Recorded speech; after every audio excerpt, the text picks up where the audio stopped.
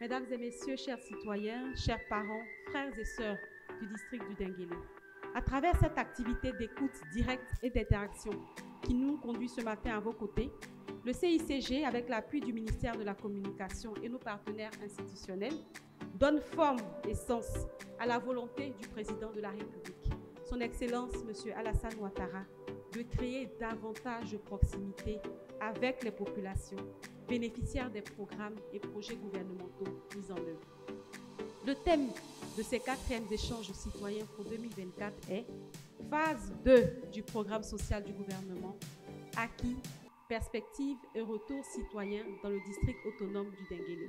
Cette activité d'échange direct entre le gouvernement et vous, activité chère à Monsieur le Premier ministre, chef du gouvernement, permet donc de mieux appréhender les défis qui se posent différemment d'une région du pays à une autre, afin de les adresser dans le cadre de l'amélioration continue de l'action gouvernementale.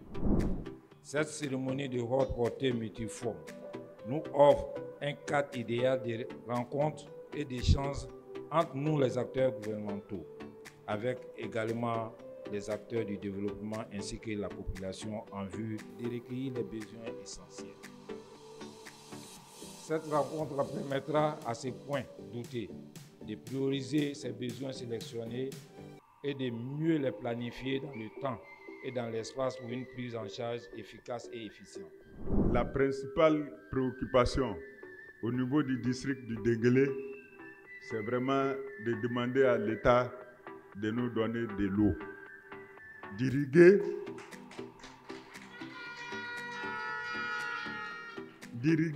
les 100 000 hectares de plaines et de bas-fonds que nous avons au niveau du district du Denguélé. Si l'État nous donne de l'eau, que nos bas-fonds et plaines sont irrigués au bambou, nous donnerons à l'État chaque année au minimum 1 million de tonnes de paddy. L'ensemble des investissements réalisés ici ou en cours de réalisation tourne autour de 240 milliards de francs CFA.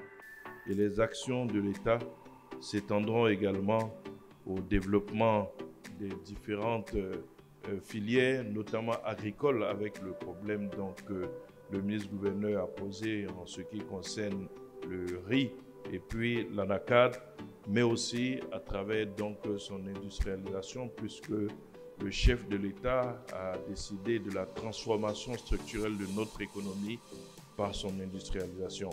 Monsieur le ministre-gouverneur, mesdames et messieurs, les échanges citoyens qui nous réunissent ici aujourd'hui sont la volonté de l'État de vous rencontrer dans votre milieu, afin de vous informer non seulement sur les actions du gouvernement, mais surtout de discuter avec vous, afin de s'imprégner de l'impact de ces projets et programmes sur votre vécu quotidien et recueillir directement vos préoccupations. C'est un exercice qui est important parce que vous voyez, les choses se font et ça paraît tellement normal que parfois on oublie même qui fait. C'est pourquoi il est important que de temps en temps, on vienne ici, vous rencontrer, vous dire voilà ce que l'État et ses démembrements font pour vous.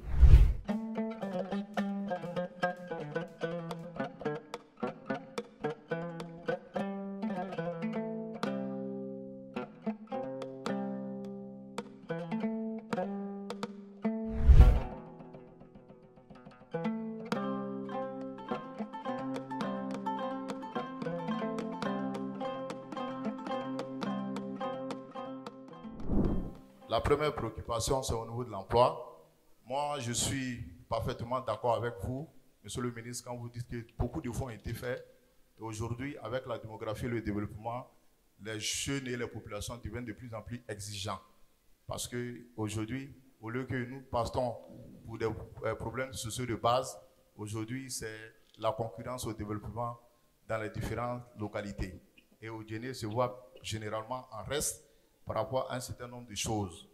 La première des choses, c'est concernant l'emploi des jeunes. Monsieur le ministre, je souhaiterais qu'on sensibilise les jeunes au niveau de l'emploi. Parce qu'en Côte d'Ivoire, quand on dit aux jeunes qu'il faut travailler, ils pensent automatiquement à rentrer dans la fonction publique. Dès lors, quand on lui demande d'entreprendre, ça devient pour lui une corvée. Beaucoup de choses sont faites au niveau de l'emploi. Beaucoup de choses sont faites. Au niveau de la région du Kabadougou, c'est 10 280 bénéficiaires qui ont été touchés par le programme pour les éditions 2022 et 2023 pour un budget total de 4 531 708 149 francs. Pour les TIMO, les travaux à haute intensité de main-d'œuvre, 1168 bénéficiaires. Pour l'apprentissage, 165. Pour les permis de conduire, 810 bénéficiaires. Pour les formations de reconversion et requalification, 40 bénéficiaires. C'est-à-dire quoi? Vous pouvez avoir un diplôme, mais le poste qui est proposé, parce que l'agence emploi jeune fonctionne un peu comme une bourse de travail. On met en face les postes qui sont disponibles et de l'autre côté, on a toutes les demandes d'emploi. Et ce que l'agence fait, elle croise tout cela.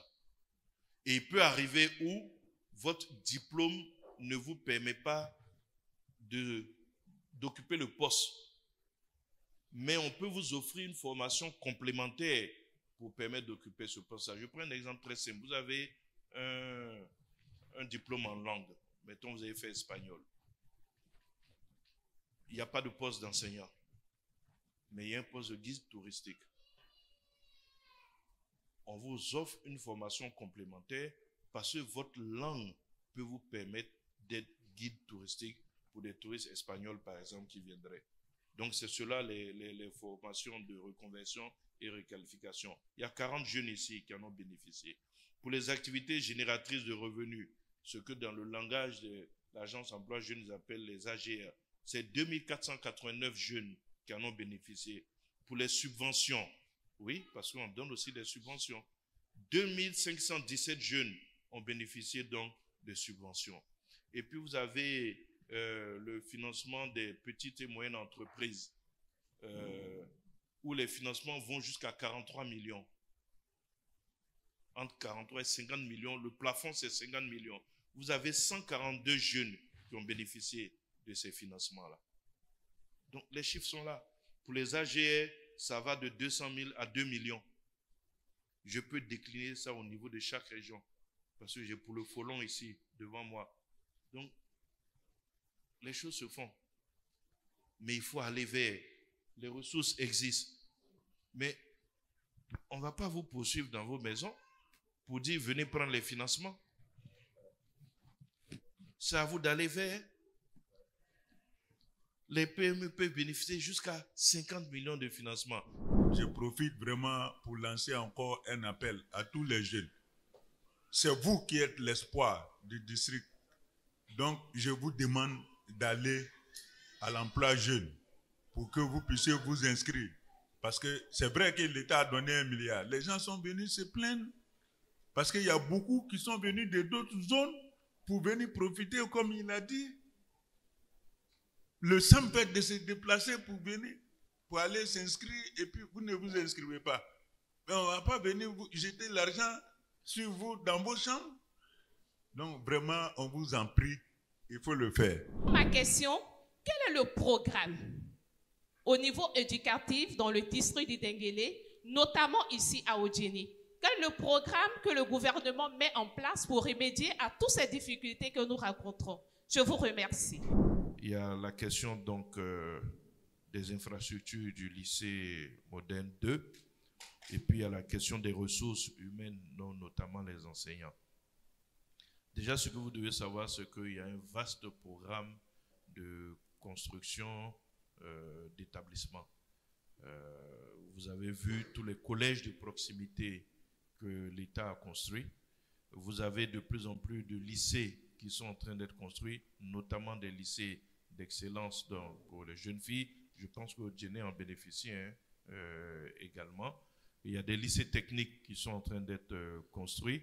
Et donc, dans ce vaste programme, mais nous notons la préoccupation. Très certainement, le lycée moderne 2 sera pris en charge. Mais en ce qui concerne les problèmes d'effectifs, je veux dire que c'est un problème qui est national. L'État a à cœur d'apporter une réponse à ces problématiques-là. Ça va se faire, peut-être pas dans le temps que nous voulons, parce que ça demande quand même, donc, comme j'ai dit, un certain temps, entre le recrutement, la formation, ça demande un certain temps, mais vous pouvez être assuré que c'est un problème qui est adressé au niveau donc, du gouvernement. D'ailleurs, on a augmenté les effectifs au niveau des recrutements donc, à l'école normale supérieure. C'est pour apporter une réponse à cette problématique-là. Je pense que Odiéné n'est pas oublié. Chaque année, il y a les INEA et les EXEA. C'est ce qui crée ce problème au niveau d'Odiéné. Les enseignants qui viennent travailler à Odiéné, souvent, ne restent pas longtemps. Et il faudrait que nous mettons une politique en place pour que Odiéné accueille les enseignants, que les enseignants demeurent à Odiéné et que les effectifs, les déficits en effectifs enseignants, Monsieur le ministre l'a dit, surtout les disciplines scientifiques soient comblées. Je crois qu'en plus de ça, c'est une contribution au niveau des concours maintenant. Il serait bon que, comme les concours sont organisés aujourd'hui au niveau régional, que tous les candidats qui sont par exemple dans une région donnée, comme au niveau du district du Denguélé, qu'on puisse, s'ils sont admis, qu'ils restent immédiatement dans le district ici.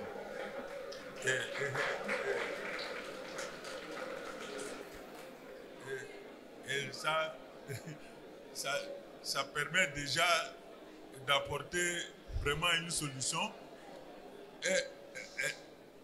Excusez, parce qu'aucun fils du district ne peut dire que moi, je ne suis pas d'accord pour rester dans le district pour donner le savoir à nos enfants. Je suis originaire de Bako et d'un village spécifiquement appelé Chibela. Nous avons de gros villages tels que Chibela, environ 1800 habitants, qui vivent aujourd'hui avec 2 pompes à motricité humaine. Le problème d'eau est très, je vais dire, devient un cancer dans ce village. Or, le président de la République, nous savons, a mené une politique acharnée pour résoudre ce problème-là. Monsieur le ministre de la Communication, je voudrais savoir, au jour d'aujourd'hui, qu'est-ce qui peut être fait pour ces localités afin qu'on puisse avoir de l'eau potable. Pour ce qui est de l'hydraulique, je vais répondre parce que j'ai parlé avec le directeur de l'ONEP avant de venir. Des efforts sont faits et le ministre Bouaké Fofana m'a assuré qu'il y a un vaste programme d'hydraulique qui va se mettre en place avec un financement japonais. On doit couvrir toutes nos sous-préfectures. Toutes les sous-préfectures du pays seront fournies en eau potable. Donc c'est ce vaste programme-là qui va se mettre en place et je pense que le district du Denguélé, qui fait partie de la Côte d'Ivoire, va bénéficier de ce programme-là. Je voudrais annoncer aussi qu'il y a un grand programme qui est en route. Et le district va bénéficier de 57 châteaux qui vont être construits pour qu'effectivement on puisse résoudre le problème d'eau. En plus de ce programme, nous avons un programme aussi COSO, bon, qui va couvrir vraiment une bonne partie.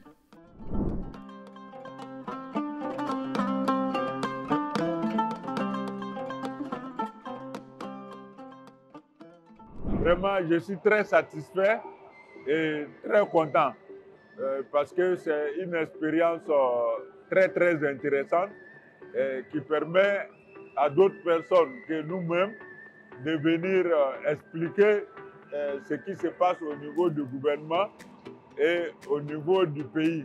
Aujourd'hui, une équipe mobile qui vient échanger avec les citoyens des différentes localités chez eux-mêmes pour s'imprégner de la réalité pour s'imprégner des réalisations du gouvernement dans ces différentes localités-là est la bienvenue. Nous avons été très émerveillés par, en tout cas, les problématiques qui ont été soulevées ce jour concernant le développement de notre district de Denguélé. Il faut dire que nous avons été instruits par le CICG sur toutes les actions qui ont été menées par le président de la République, son Excellence Alain Ouattara et son gouvernement pour un coût global de plus de 248 milliards de francs CFA dans tous les domaines. Et nous avons été édifiés par toutes les actions qui ont été menées pour la promotion, l'insertion professionnelle des jeunes.